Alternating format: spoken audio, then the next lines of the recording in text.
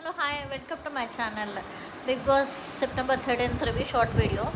ఈరోజు ఎపిసోడ్లో ఏంటంటే ఏదో ట్రూత్ ఆర్ గేమ్ పెట్టారు.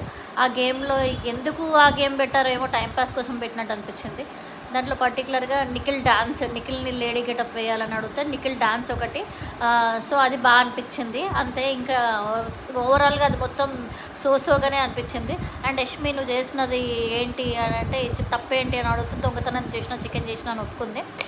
సో ఇదంతా ఏం లేదు. నెక్స్ట్ వచ్చేసి ఎమోషనల్ ఎపిసోడ్ ఒకటి స్టార్ట్ అయింది. బిగ్ బాస్ వచ్చేసి మీ ఇంటి దగ్గర మీరు 2 weeks అయింది కదా, మిస్ అవుతున్నారు కదా, మీ దగ్గర నుంచి కొన్ని గిఫ్ట్స్ వచ్చాయి. అవి కొంతమందికే వస్తాయి, కొందరు అది సాక్రిఫైస్ చేయాలి, కొందరికి వస్తుంది అని చెప్పారు.